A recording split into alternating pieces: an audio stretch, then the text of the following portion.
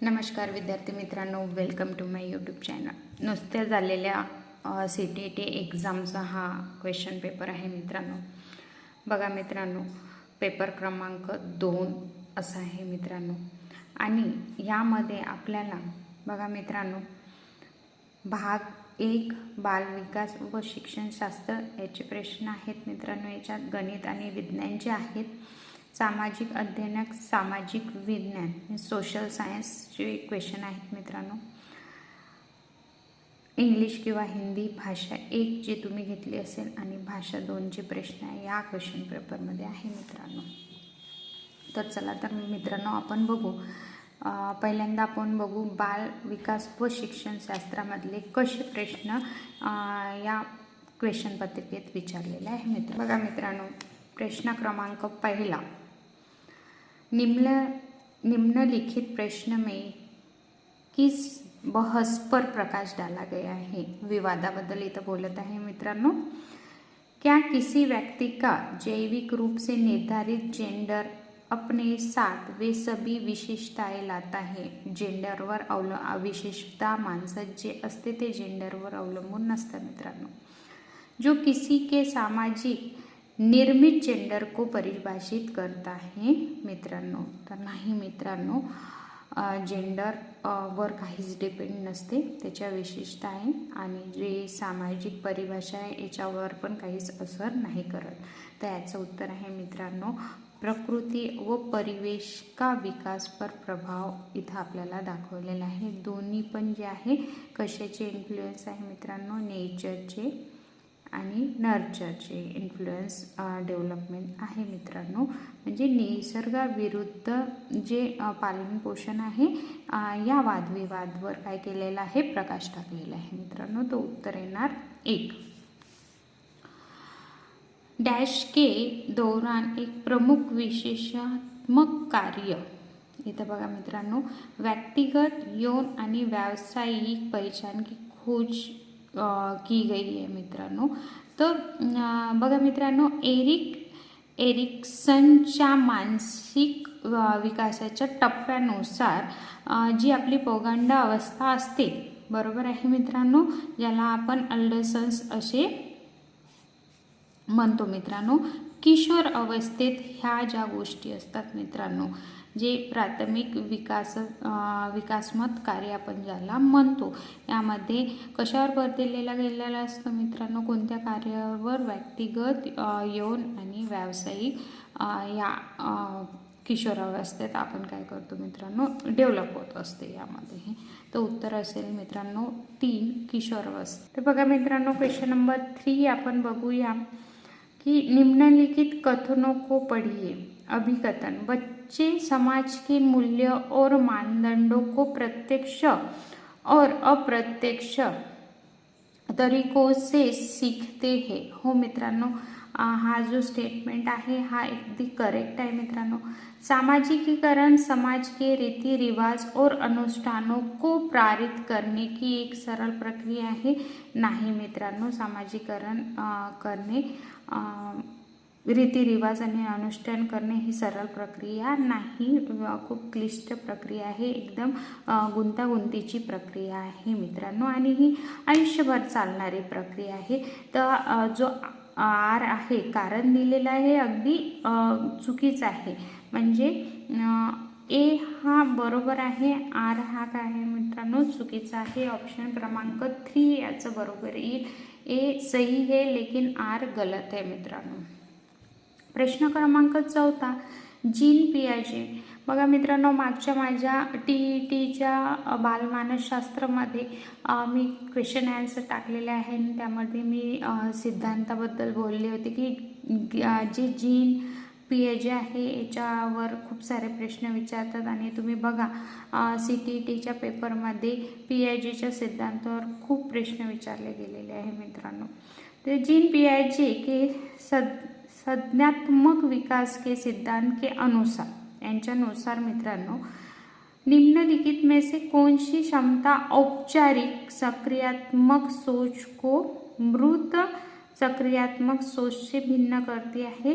तर मित्रांनो बघा, आपण जे म्हणतो औपचारिक सकारात्मक सोच कधी चालू होते, तर जे आपलं पौगंडावस्था असते त्यामध्ये चालू असते मित्रांनो, चालू होत असते. तर अमूर्त तर्क याचं काय असेल मित्रांनो, आन्सर असेल. त्यानंतर बघा मित्रांनो, क्वेश्चन 5.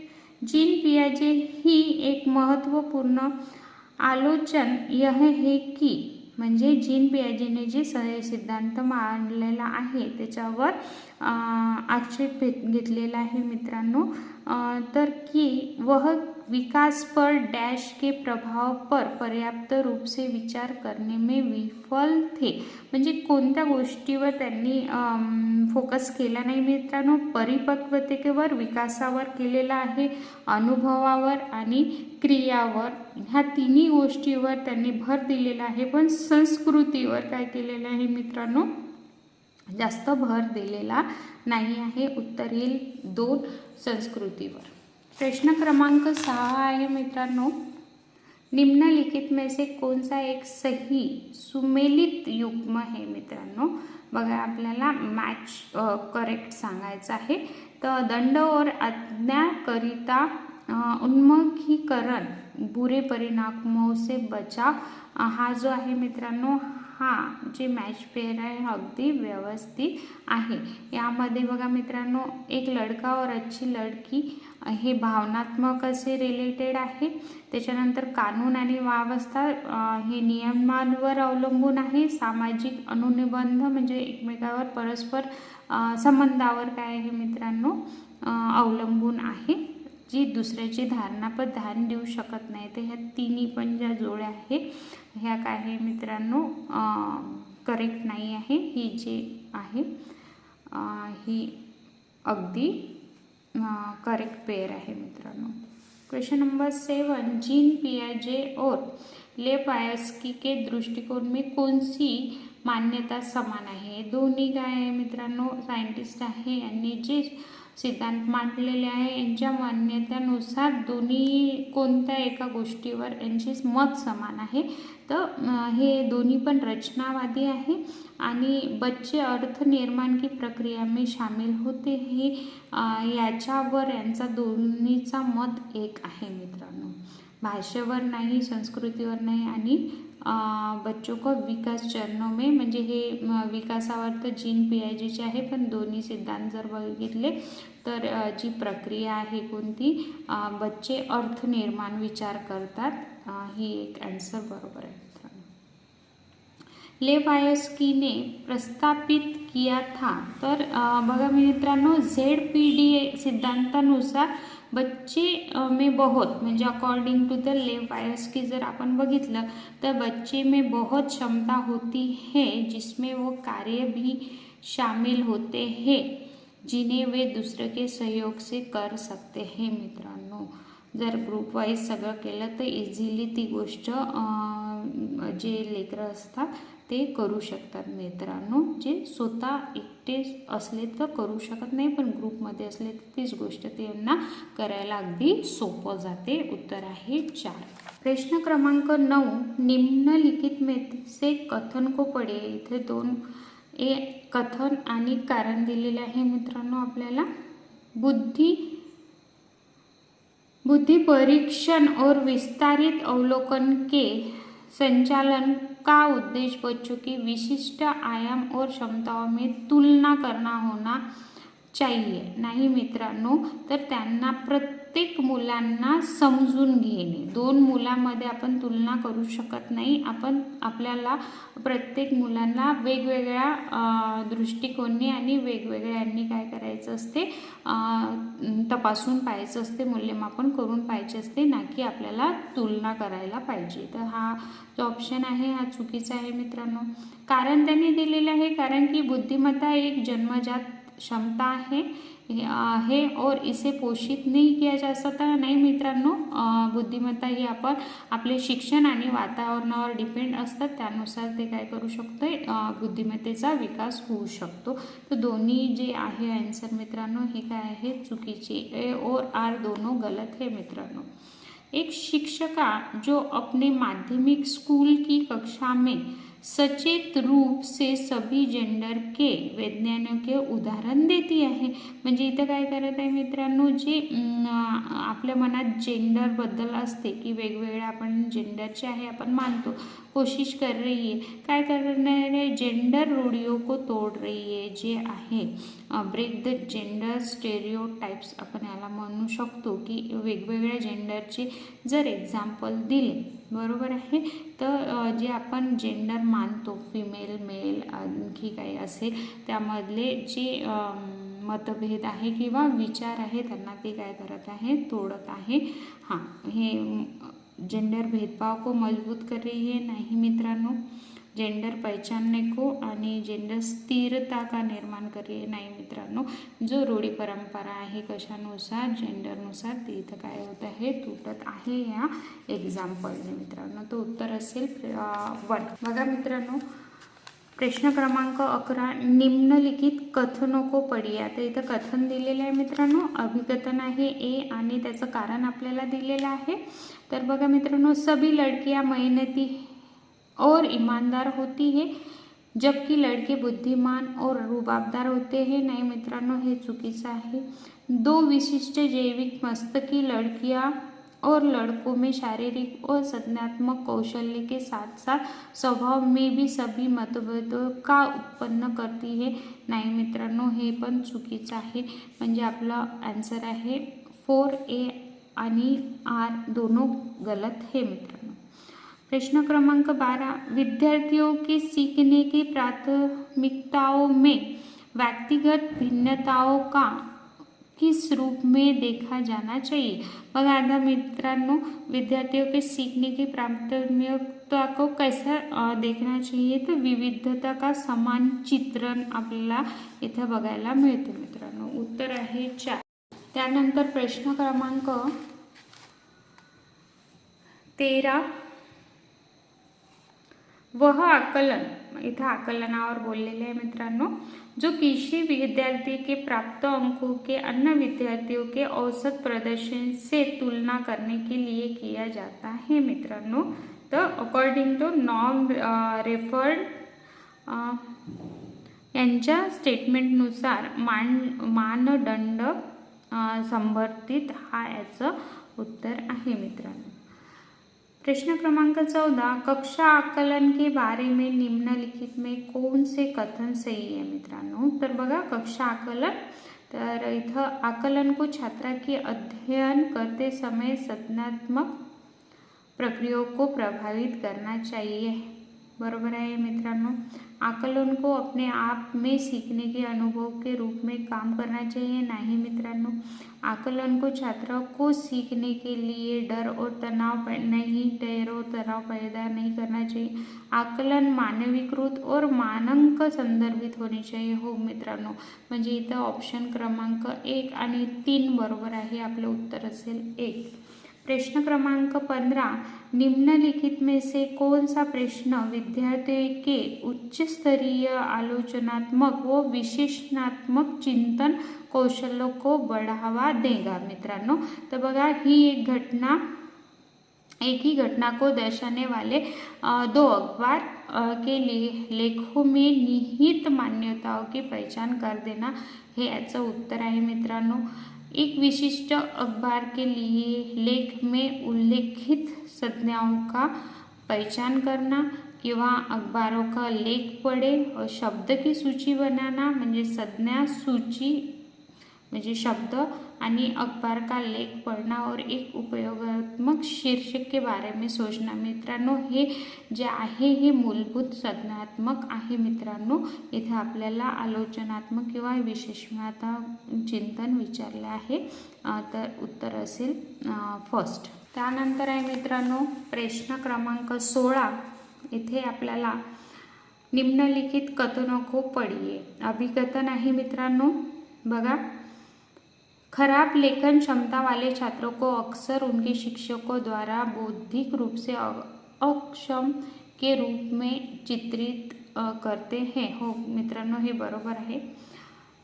शिक्षकों में अंतर्निहित पूर्वग्रह होते हैं और छात्रा के सीखने के व्यवहार के बारे में धारणा रखते हैं जो छात्रा के विकास को प्रभावित कर सकते हैं। तो मित्रांनो इथं बघा याचं जे आहे हा बरोबर आहे आणि याची व्याख्या हे करते।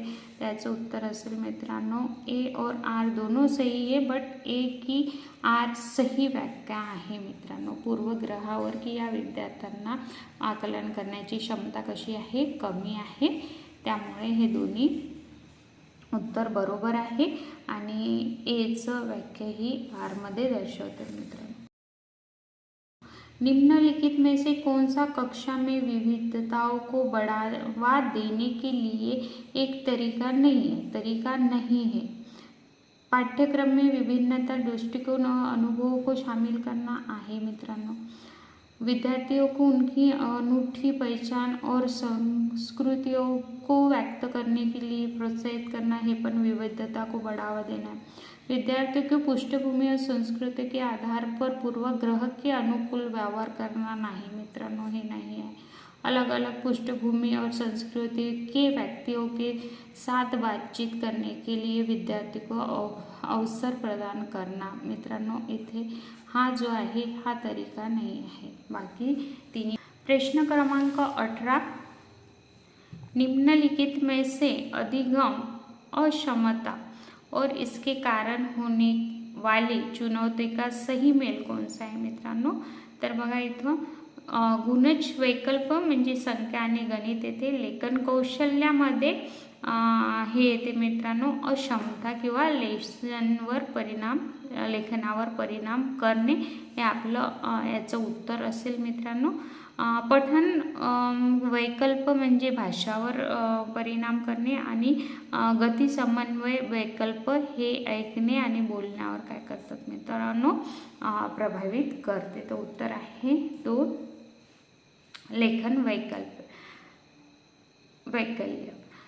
प्रश्न क्रमांक 19, स्वलीनता है जूझ रहे विद्यार्थियों को असामान्य होती है मित्रांनो, हा एक सिंड्रोम आहे स्वलीनता, याला आपण ऑटिझम स्पेक्ट्रम सिंड्रोम असं म्हणतो। यामध्ये परिचित आणि पूर्वानुमेय दिनचर्या का पालन करने में विद्यार्थियों को असामान्य म्हणजे अडथळे येतात मित्रांनो। तर उत्तर आहे 3।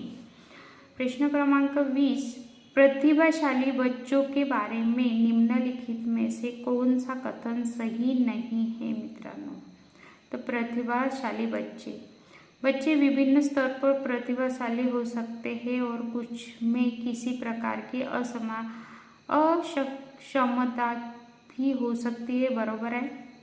बच्चा एक से अधिक प्रकार की बुद्धि में प्रभावशाली हो सकते हैं, बरोबर है। प्रतिभाशाली बच्चे विशेष क्षमता और सामर्थ्य के साथ पैदा होते हैं, बरोबर आहे मित्रांनो। आणि प्रतिभाशाली बच्चों में जिज्ञासा की भावना कम होती है, नाही जास्त असते मित्रांनो। जे प्रतिभाशाली बच्चे आहे उत्तर असेल 4, हे चुकीचं आहे मित्रांनो। क्वेश्चन नंबर 21, विद्यार्थियों द्वारा स्वयं का त्रुटि विश्लेषण, बरोबर है। तर विद्यार्थी के समझ में और अधिक फासला पैदा करता है, नाही त्रुटीचे विश्लेषण सांगितले। विद्यार्थियों की अधिसंज्ञात्मक कौशल्य में बाधा डालना नहीं। अधिगमन प्रयोग में एक निरर्थक गतिविधि है। विद्यार्थी के लिए अधिगमन को स्मृति में बनाए रखने में सहायता प्रदान करते हैं, हे त्रुटीचं विश्लेषण आहे मित्रांनो। जर बघा इथं विद्यार्थियों के लिए अधिगमन को स्मृति में बनाए रखने में क्या करते हैं, सहायता प्रदान करते हैं मित्रांनो। तो हे याचा आन्सर आहे की support student in the retaining their learning. प्रश्न क्रमांक 22 आहे मित्रांनो, घोषणात्मक ज्ञान आणि प्रक्रियात्मक ज्ञान के संबंध में निम्नलिखित में से कौन सा कथन सही है मित्रांनो। तर बघा घोषणात्मक ज्ञान इस बात पर जोर देता है कि वह कोई चीज़ कैसी करनी चाहिए, बरोबर आहे। घोषणात्मक ज्ञान को विश्लेषणात्मक ज्ञान के रूप में भी जाना जाता है. वर्णनात्मक ज्ञान आहे मित्रांनो. हे काय जाणून घ्यायचं आहे याबद्दल आहे. प्रक्रियात्मक ज्ञान आमतौर पर कार्यविधि उन्मुख होता है. मित्रांनो हे आंसर राईट आहे. प्रक्रियात्मक ज्ञान किस चीज के बारे में तथ्यात्मक ज्ञान बताती है. यावर कौशल्य आणि कार्यावर अवलंबून आहे मित्रांनो. तो उत्तर आहे 3. जिन विषय वस्तु को मौजूदा संज्ञात्मक संरचनाओं के विस्तार या संशोधन की आवश्यकता होती है उन्हें सीखने में डैश लगता है और वे डैश अवधि के लिए स्मृति के में बने रहते हैं. तो long duration end the long time means लंबा और लंबी समय और अवधी लगती है. याचं उत्तर आहे मित्रांनो 1. बघा मित्रांनो इथं कथन पुन्हा दिलेले आहे. अभिकथन आपल्याला दिलेला है. शिक्षकों को बच्चों को ऐसे प्रश्नों पर ध्यान केंद्रित करने के लिए प्रोत्साहित करना चाहिए जिसे वो मेरा सीखने का लक्ष्य क्या है और वहाँ पहुँचने के लिए मुझे क्या करने की ज़रूरत है. बरोबर आहे मित्रांनो हे उत्तर. जब छात्र समझते हैं कि उन्हें काम के प्रदर्शन का आत्ममूल्यांकन कैसे किया जाए तो वो इस समझ का उपयोग को सीखना और अपनी प्रगति में मदद करने के लिए कर सकते हैं. याची व्याख्या आर आहे मित्रांनो. दोन्ही जे कथन आहे हे बरोबर आहे मित्रांनो. उत्तर असेल ए और आर दोनों सही है. ए की आर सही व्याख्या आहे हे उत्तर येणार मित्रांनो. प्रश्न क्रमांक 25. अधिगम के निर्देशक खोज आधारित उपागम में शिक्षार्थियों को स्वयं के लिए ज्ञान की रचना करने के अवसर प्रदान करते हैं. हे याचं उत्तर आहे मित्रांनो. निम्नलिखित में से कौन सी रणनीति बच्चों में वैचारिक समझ विकसित करते समय प्रभावी नहीं है मित्रांनो. तर बघा विविध उदाहरणे बरोबर आहे. अवधारण क्यों नहीं ये दिखाने के लिए गैर उदाहरण प्रस्तुत करना हे पण आहे मित्रांनो. वेगवेगळे उदाहरण देने प्रभावित है. विद्यार्थी से अपने स्वयं के उदाहरण प्रस्तुत करने के लिए प्रोत्साहित करना हे पण आहे मित्रांनो. विद्यार्थी असे परिभाषा को जो की त्यो याद करना लर्न करना जशाला तसं पाठ करणं नाही. आपल्याला त्यांची वैचारिक पातळी काय करायची मित्रांनो वाढवायची आहे. तर हा आन्सर आहे. हा जो जशाला तसा पाठ करणं हा जो विषय आहे जास्त प्रभावी नाही असू शकत जे वैचारिक समजला वाढवू शकेल. एक सक्रिय माध्यमिक विद्यालय कक्षा किसके सिद्धांतिक सिद्धांतों पर स्थापित की जानी चाहिए. तर सामाजिक रचना आधारावर केली पाहिजे. त्यानंतर प्रश्न क्रमांक 28 कथन दिलेले आहे मित्रांनो. बघा मित्रांनो समानुभूति में सहानुभूति यह समझने की योग्यता पर निर्धारित करते हैं कि दूसरों की भावना है और उनकी भावनाओं के अनुसार के लिए. तर सहानुभूति हे समझ की योग्यता पर निर्धारित करती है और दूसरे की भावना पर नहीं. चुकीचं आहे मित्रांनो. भावना और संज्ञान एक दूसरे पे संबंधित नाही आहे. नाही मित्रांनो भावना आणि संज्ञान हे एक दुसऱ्यावर अवलंबून आहे. दोन्ही उत्तर इथं काय आहे चुकीचे आहे मित्रांनो. ऑप्शन क्रमांक 3 हा आपला आन्सर असेल. एक माध्यमिक स्कूल शिक्षक छात्राओं को रणनीतिक स्वप्रेरित शिक्षार्थी बनाने के किस प्रकार सक्षम बनाता है. तर छात्रों को उनके अधिसंज्ञात्मक ज्ञान और कौशल्य विकसित करने के लिए प्रोत्साहित करके हा आन्सर इथं बरोबर आहे मित्रांनो. लास्ट क्वेश्चन आहे. निम्नलिखित में से कौन सा आंतरिक अभिप्रेरणा का उदाहरण है मित्रांनो. तर व्यक्तिगत रुचि या कार्य के आनंद से अभिप्रेरित अभिप्रेरणा हा उत्तर आंतरिक अभिप्रेरणेसाठी योग्य उदाहरण आहे मित्रांनो. व्हिडिओ आवडला असेल तर नक्कीच लाईक करा, शेअर करा आणि सबस्क्राईब करा.